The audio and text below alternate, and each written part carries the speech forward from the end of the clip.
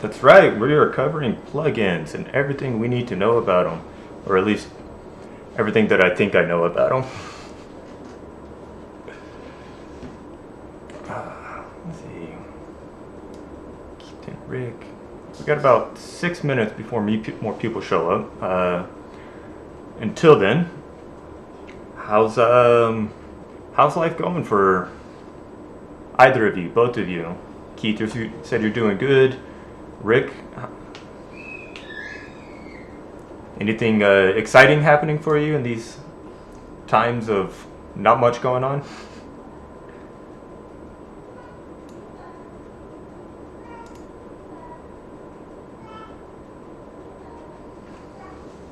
Mm-hmm.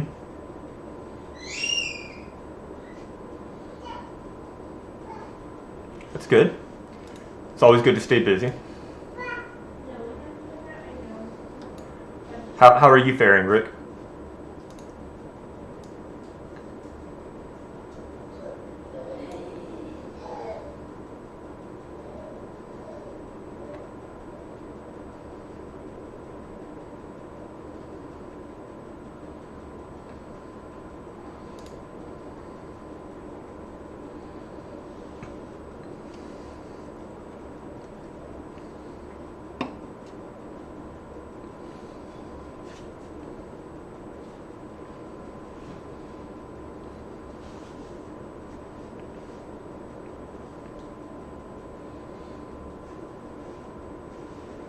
Yeah, that's for sure. Well, I'm glad to hear it.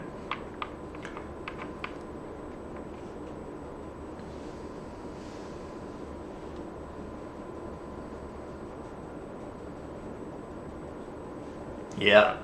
Well, you made it in time. Uh, Heather, welcome. How are you?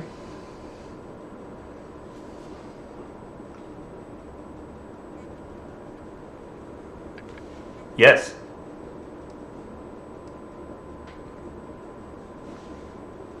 Hey, that's all right.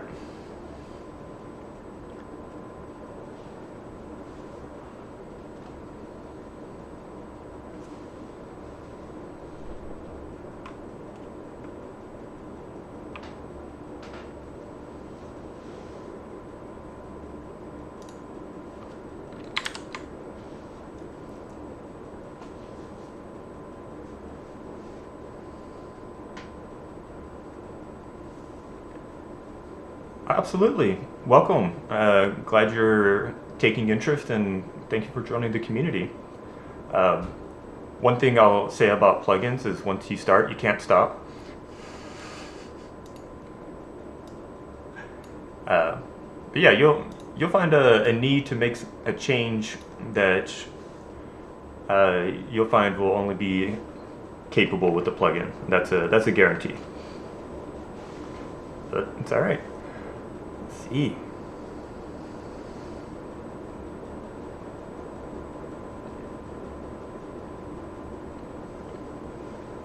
Mm-hmm.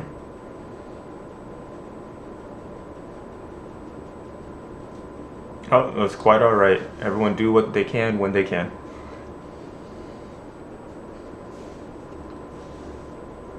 Let's see. A few more minutes.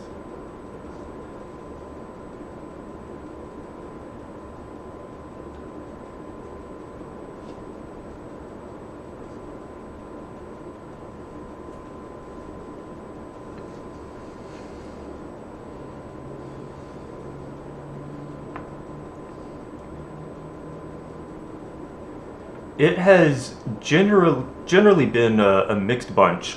So this beginners class, I mean, it's been running for the last 10 years or so, and it fills up with people brand new to WordPress, people who've been doing dev work for a long time, who decided to move over to WordPress, to just like new professionals trying to make contacts and so on and so forth.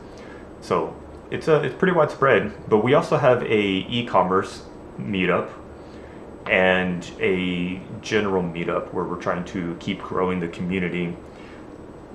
And the general meetup, the topics are not preset; they range drastically.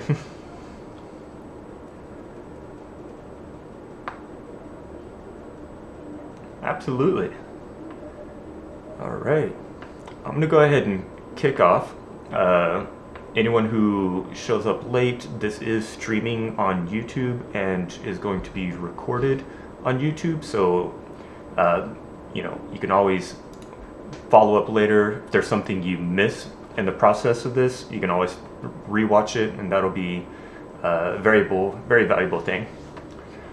And I'm gonna go ahead and mute our participants for now, so that the recording is a bit more clear.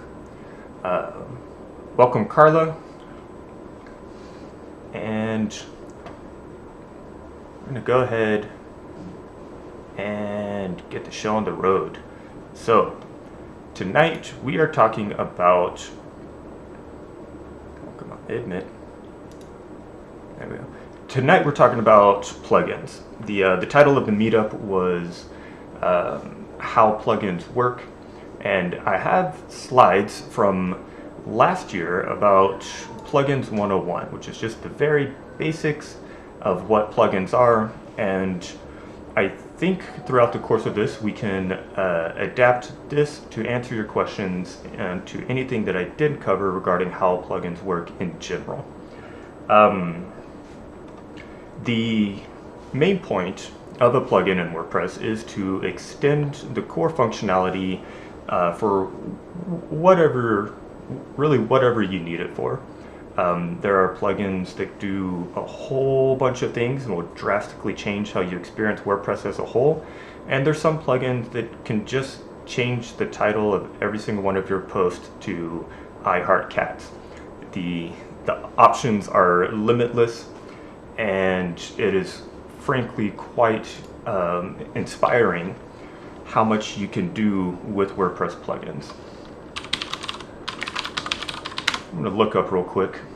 There are, in the plugin repository, currently available to you for free 55,921 plugins. Almost 56,000 ways that you can add additional functionality to your WordPress site. And to me, that just takes the cake. So, what are plugins? I just went over that. Plugins should be easy to install. Like I said, they help you tailor your site to do exactly what you want it to do. There are free and paid options. There are freemium options where you can get the basic functionality for free, and if you need additional functionality, paid membership. There's a massive market in the plugin industry. And of all of the 56,000 plugins currently available for free at the WordPress repository, they are largely community driven, in that in order to be accepted by WordPress, they have to be open source, which is also absolutely fantastic. It means that anyone at any given time can find a bug in a plugin and go contact the developer with either their change or suggestion of the change. It's just open source. Open source is the bee's knees. We got a few more people rolling in.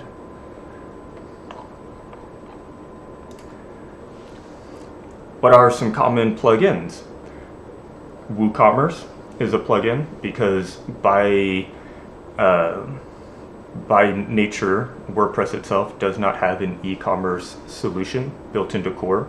So WooCommerce is an extension, a plugin that you can install to sell things on your site. Yoast SEO is a advanced SEO helper plugin, which really helps you narrow down and improve your site's SEO. Advanced custom forms is a way to, well, as it say, add custom forms to your content. Things like new sign-in options, or contact me, or fill out this form to request such and such. Really powerful, really powerful plugin. WordPress Supercache, WP Supercache, is another performance-minded plugin that really helps to, well, while WordPress core itself isn't slow, It also doesn't have baked in caching ability to the degree that plugins like WP Supercache can include. And then you have some kind of maintenance type plugins like Broken Link Checker, which will continuously scan your site and tell you if there are any links to posts that for whatever reason just aren't resolving. And there's also security-minded, very security-minded, like WordFence, that actually can create a firewall right in your WordPress site for you. So the range of plugins are just phenomenal.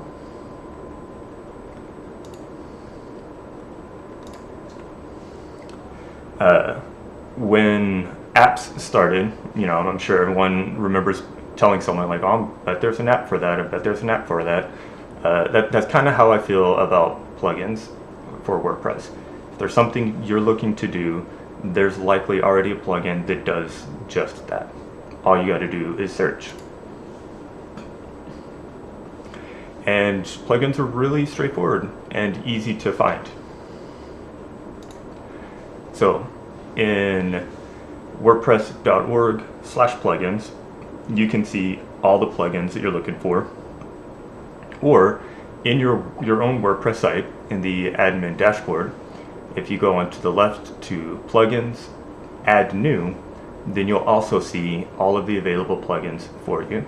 And you can download and install and activate those plugins straight from your administrative dashboard. The ease and simplicity of installing a plugin is what makes it such a viable and fastly growing industry inside of the WordPress ecosystem.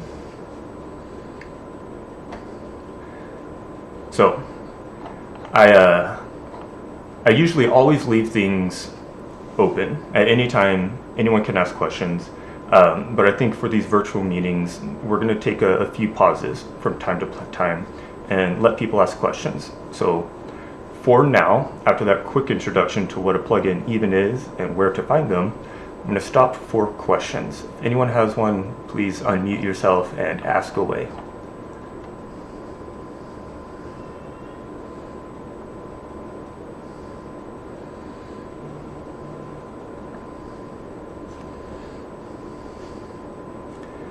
They are not. So a widget is a predefined location that has additional functionality. So it seems like a plugin. Widget areas in your site are defined by your theme. So the theme can say this type of page only has a section on the right-hand side where widgets can show up. And plugins can provide widgets. So you can have a collection of the top 10 most useful widgets bundled up in a single plugin, if that makes sense. So the plugin would provide the additional functionality in the form of a widget, but you can't just go install a widget directly. They're always either going to be bundled in the theme or bundled into the plugin.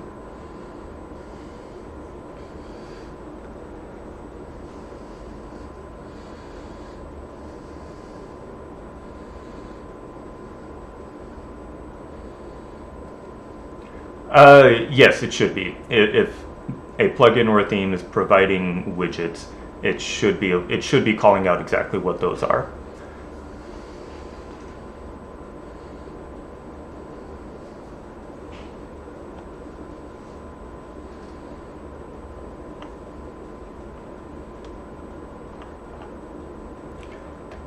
All right, I'm going to assume.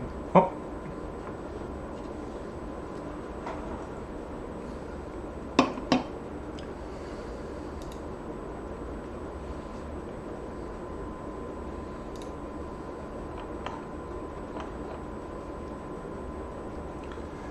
So the ones you're looking at, there should be a filter in the your list of installed plugins, and you should be able to quickly filter between installed and active.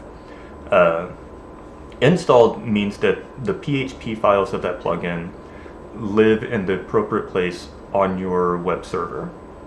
Active means that there's a setting in the database that confirms it as being an active plugin that needs to be loaded on every page load. So installed means the files are just sitting there. Active means that WordPress will load it and start presenting the functionality it provides.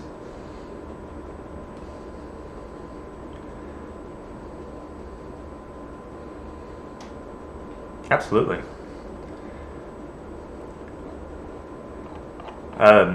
For those of you just joining, and for those of you who've been here, I just realized that because I'm using Gracefully Cassette's account for Zoom, that it might be confusing why I'm talking and it says Cassette is talking, so apologies for that.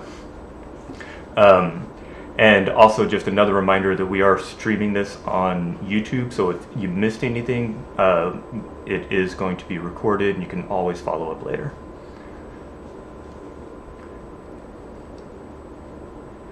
I should be. Is no one seeing the slides?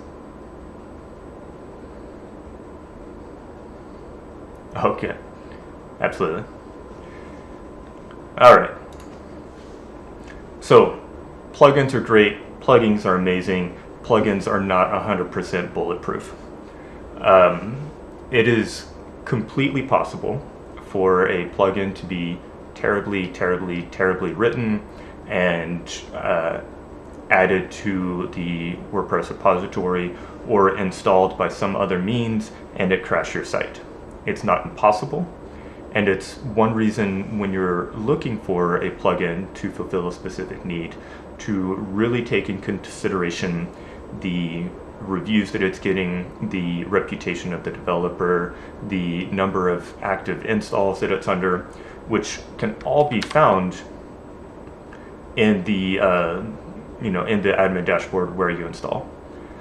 So if we look at something like the Classic Editor or Jetpack by WordPress.com, these are reputable developers. They are, Automatic, the owners of WordPress, and they have very good ratings.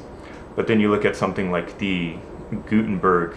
It's a terrible example, I know, but if you look at the Gutenberg plugin itself, which is a beta software, it has terrible reviews by comparison. So always be sure to know what you're getting into. Do your research. And also don't just look at stars, but look at how many people are actually using it. It is possible to have a 5-star reviewed plugin because you got 3 of your friends to go give you a 5-star review. So just take everything into consideration. It's also possible to find a diamond in the rough. Find someone who has built a plugin that just hasn't been adopted yet, that could be exactly what you're looking for. That's not impossible by any means, but just take your precautions, do your backups, try it not on your production site if you're really unsure of how this plugin is going to impact your site. Another way that a plugin could really mess up your site is if there's already another plugin or your theme offers the same functionality. If we take caching, for example, there's no benefit in having 3 different caching plugins. In fact, they more than likely will just be competing with each other and make your site performance even worse. 56,000 plugins means that there's a lot of competition in the same spheres. So if you ever see issues, a good place to check is, am I running duplicates of things? Is my WordPress host, also providing the same functionality at the server level, and maybe I don't even need this plugin? It's also not impossible for 2 plugins in their code to have the exact same method or function naming, which then PHP will start spitting out a lot of errors and bring your site down. That's becoming less common just based on prefixing and so on and so forth. But for a while, it was a huge issue.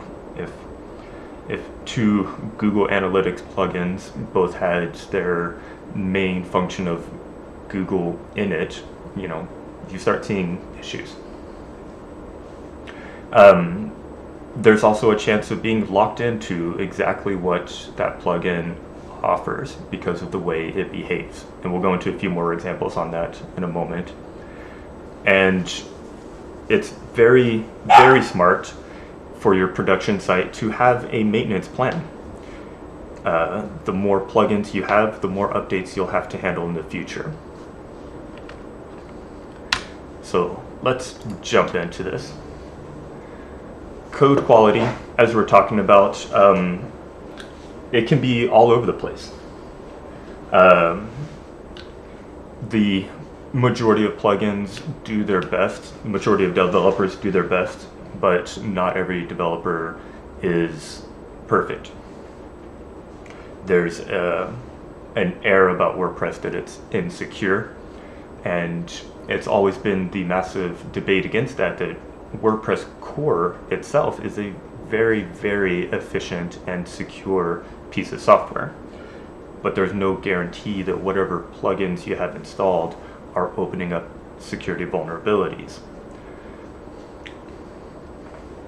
And also, just to make sure that you're getting the best quality product representing you on your website, make sure that you're finding a plugin that has a very active developer. It's not impossible for someone to build a plugin, upload it, get some followers, and then decide to move on to something else. Maybe they don't even want to work in IT and they go open a restaurant. Well, now that plugin's just sitting there with no new updates. And as we all know, the internet moves fast, and so frequent updates are very valuable.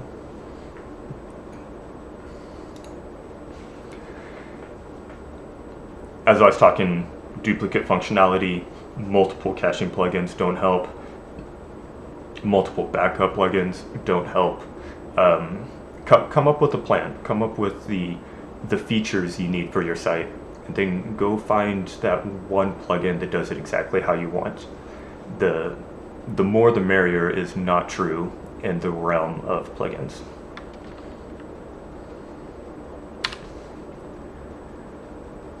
Vendor lock-in. This one is it's a double-edged sword. I'm going to go out on the page builder aspect of, not going to throw them under the bus, but I'm going to talk about Divi for a moment. Divi is a fantastic piece of software. They're having lots of success. They're growing phenomenally, and I truly wish them all the luck in the world, all the best. But I do know that if someone builds a website with Divi, and one day they decide they want to go with Elementor or Beaver Builder, that means they're going to have to rebuild their entire site. There's the Divi way of doing things, and once you build with Divi, you're locked in to using Divi, and there's nothing wrong with it. If Divi is exactly what you need, then use Divi all day long. But it's also important to just be aware of what you're getting yourself into, so that, say, in a few months you want to try something else, you're not surprised that whenever you uninstall Divi, your site is going to crash and look terrible. And then I would also keep an eye out, again, not that they're bad, but just keep an eye out for plugins that claim to do 7, 8, 10 different things all in one, right? Security all in one, or performance all in one. And I say that just because there's more flexibility in having individual pieces of functionality handled by individual pieces of code, or plugins, individual plugins. It's a lot easier to troubleshoot, turn off, try a different solution with that specificity, as opposed to, I have one plugin that is doing everything for me, and if one part of that breaks, then I have to turn off that plugin and I lose everything else that wasn't broken. So again, not that it's bad, but just something to be aware of. And lastly, if you have a strong maintenance plan, a way of knowing exactly what you're getting yourself into, exactly what you're using, what plugin for what feature, then as updates come rolling out, and they very, very frequently do, especially minor updates or security updates, then having a plan of how you approach updating things is very, very important. The overview of it is to always be able to back up your site or have a staging or local testing environment so that you can perform these updates not on your live production server. You can update one plugin at a time, and if you have listed out what plugin is responsible for what feature and how important that feature is, then it's easy to go make an update, check your site, and see if that update impacted that feature or not. And then also rating the importance of each of them. For example, if you have an e-commerce site with WooCommerce and you go to update WooCommerce and it breaks your site, it's probably very likely that you can't say, it's fine, I can live without it for a few days until the developers fix it. However, if you go and update a plugin that's showing social media icons at the bottom of your 3 different posts because you don't really have a blog, you have e-commerce, and then you make an update and that breaks, it's fine, I can disable that and not lose the core aspect of my website. And being able to know exactly what plugin impacts what features also really helps you alleviate the stress and being able to know if an unimportant thing breaks that you can disable it and it's not going to have a drastic impact.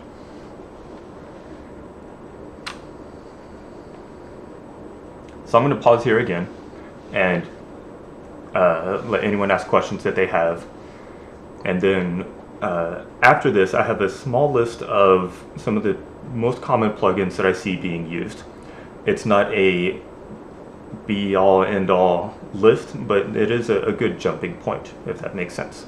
But before we get into that, anyone have a question? And I'm very willing to help answer.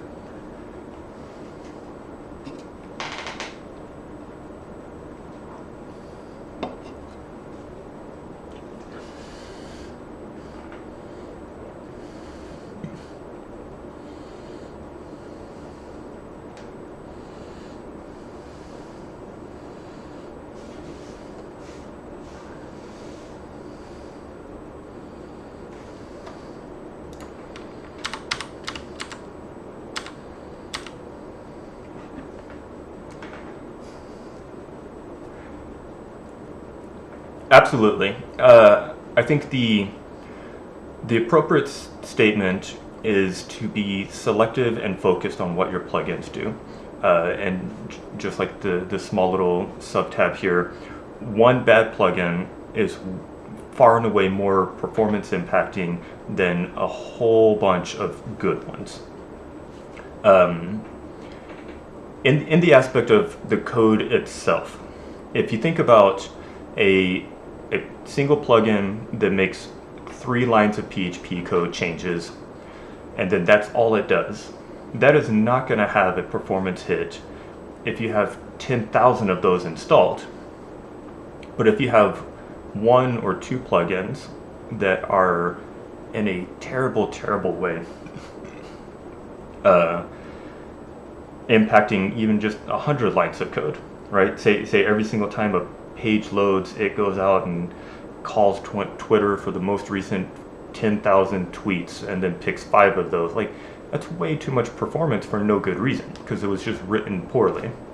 So there's no right answer on how many plugins is too many plugins, but there is a right answer for it doesn't take much for a bad plugin to be a bad plugin. Of course.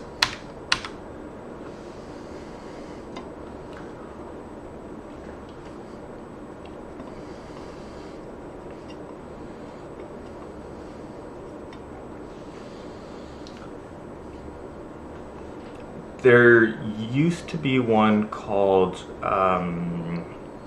PPP, and I'm trying to remember page performance plat. No, I don't know, but it was a profiling plugin that would watch everything loaded in PHP and also database calls. And it was so powerful that the plugin authors themselves did not recommend that you run it live, because it's going to catch everything. And while it would slow down your site, the results you get out of it from that one page load were fantastic. But I'm not sure if it's actively developed anymore. I wonder.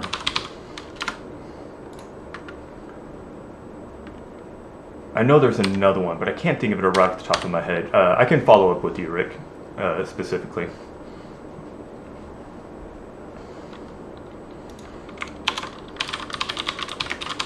Of course.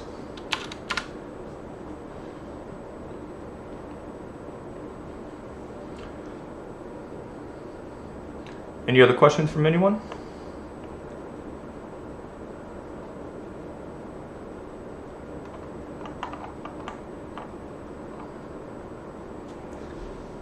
Hello, Stephanie.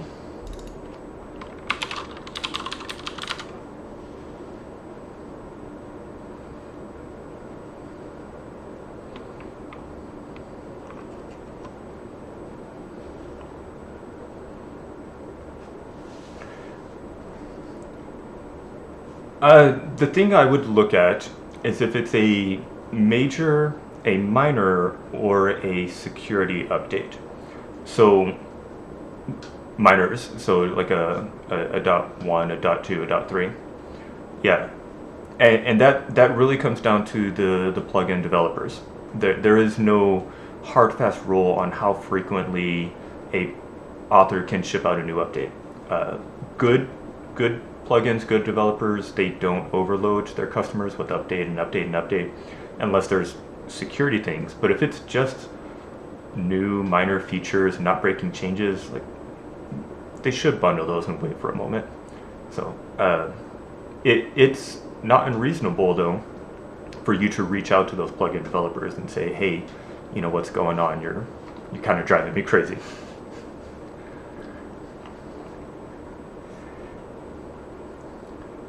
Tom, you raised your hand. How can I help you today?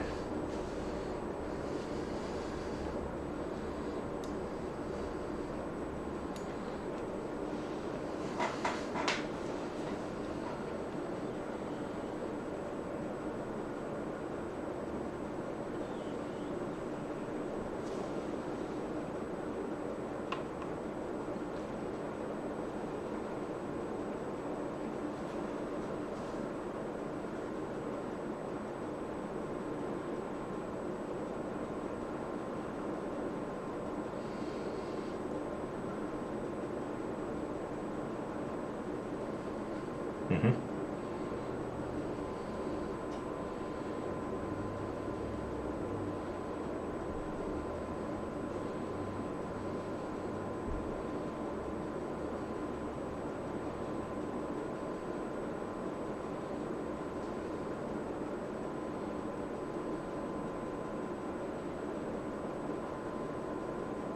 Mm-hmm.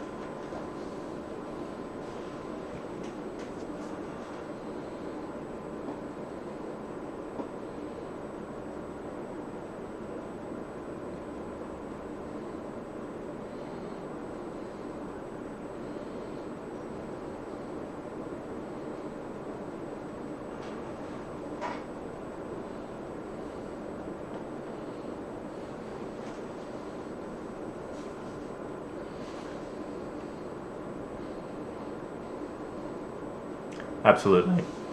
Um, Quick question before I answer. Does your host provide a staging environment?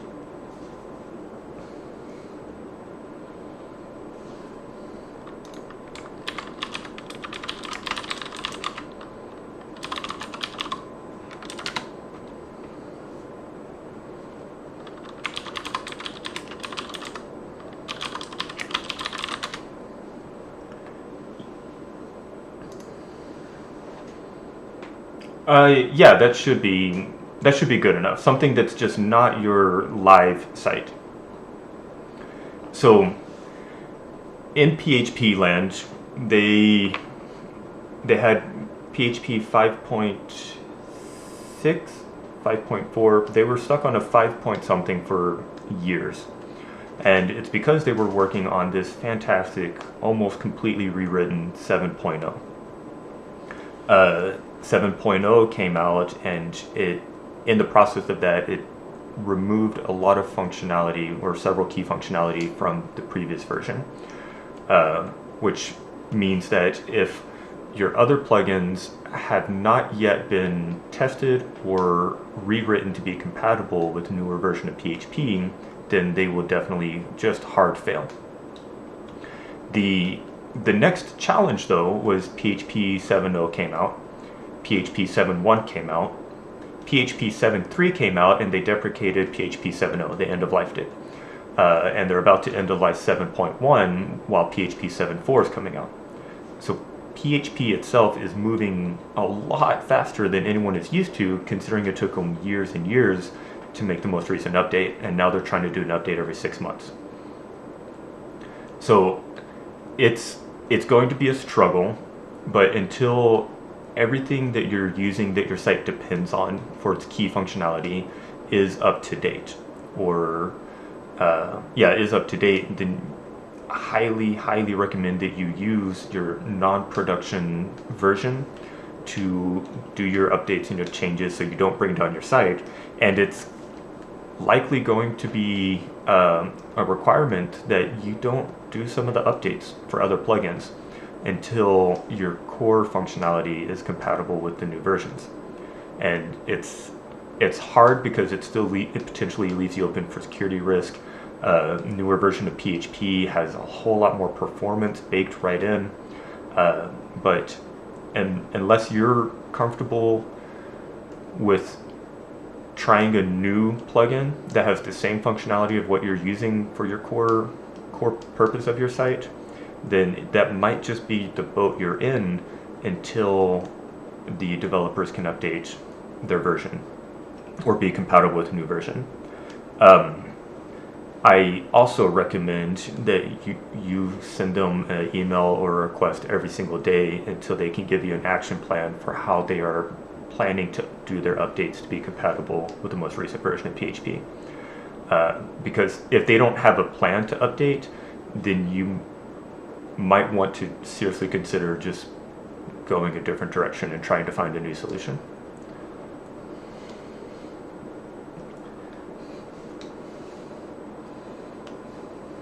Absolutely.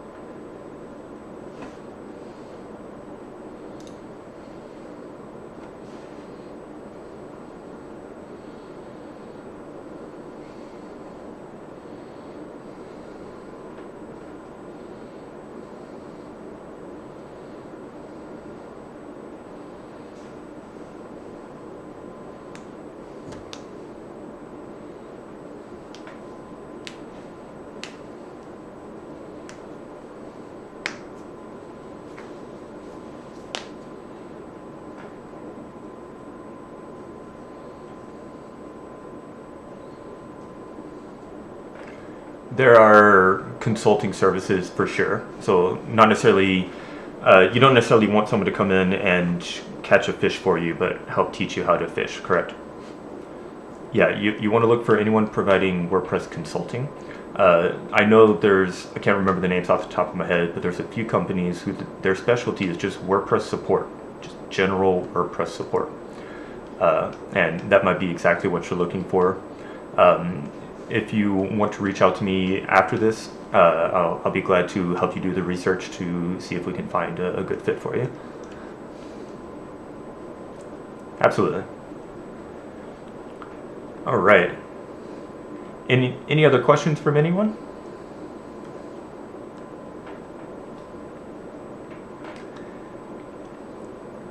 Hi, Carla.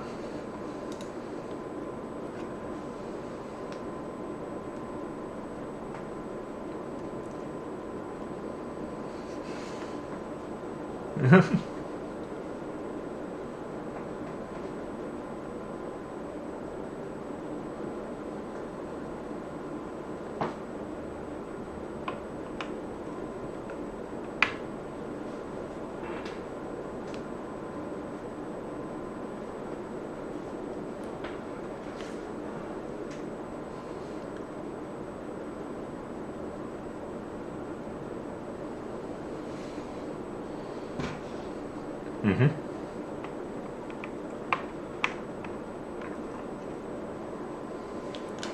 That would be straight in the WordPress plugin repository. So WordPress.org/plugins, and you can just search for the name. And when you find the same plugin that is bundled in the theme, you should be able to compare versions. That's also the really tricky thing about themes that bundle in plugins instead of just recommending that you install plugins. So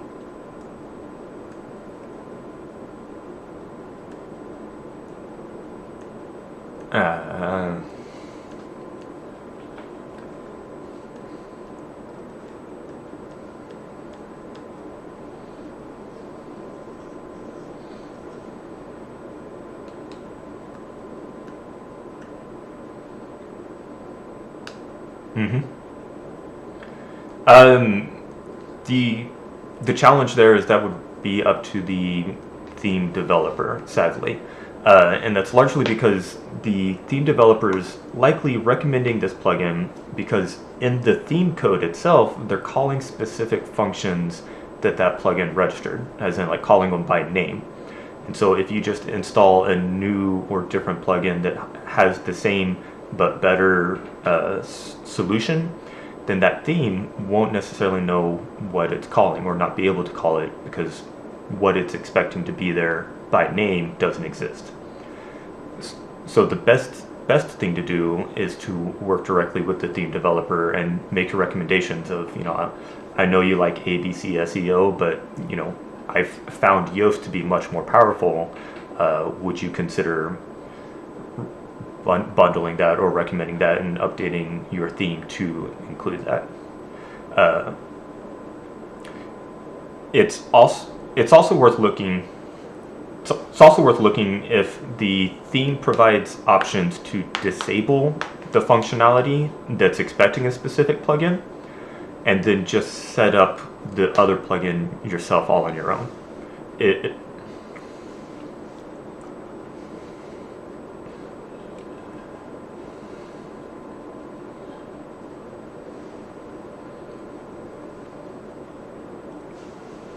Mhm.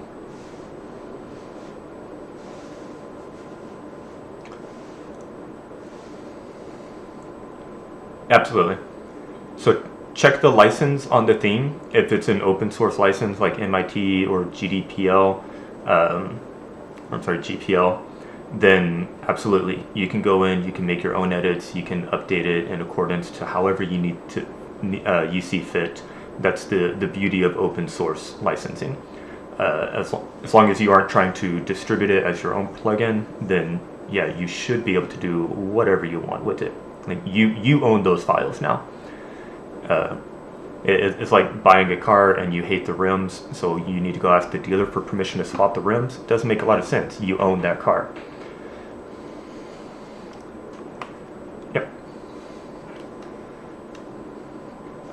Of course.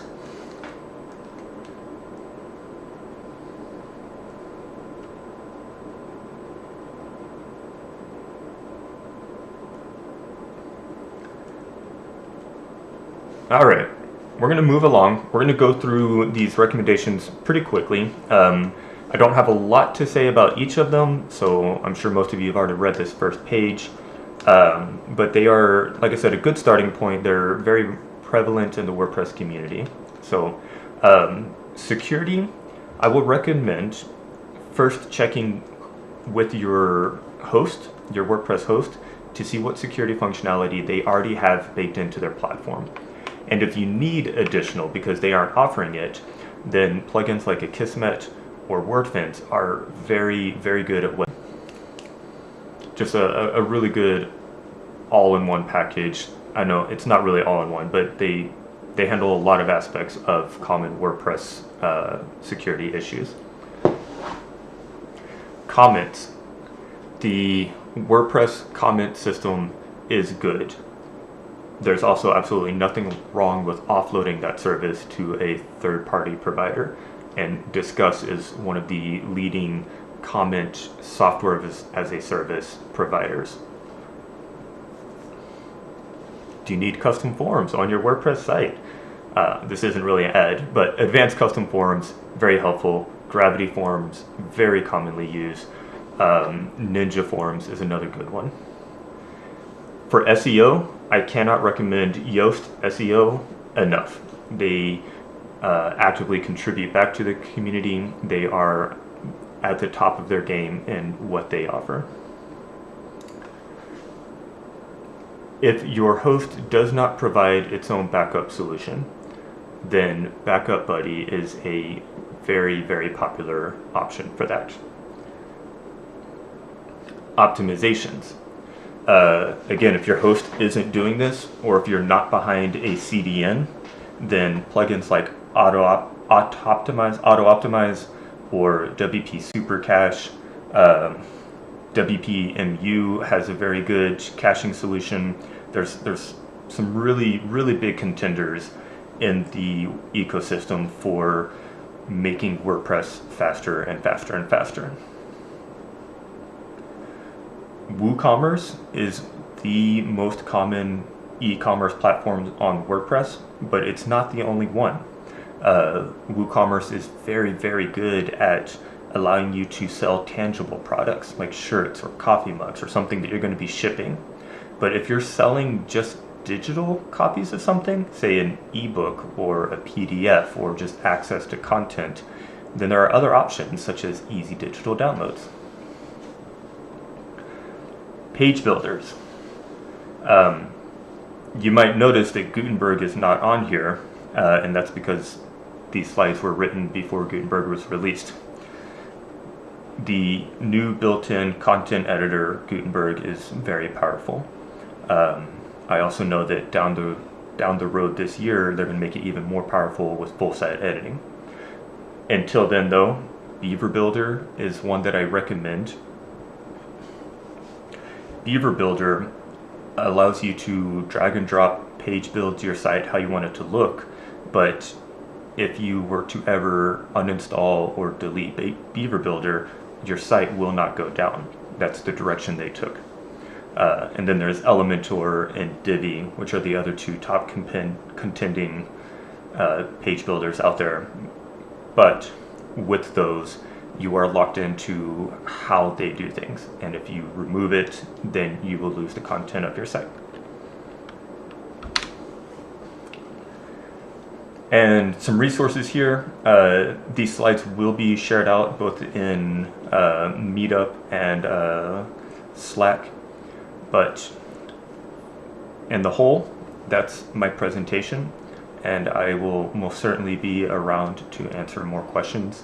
So fire away. Is there anything regarding how plugins work that I did not cover?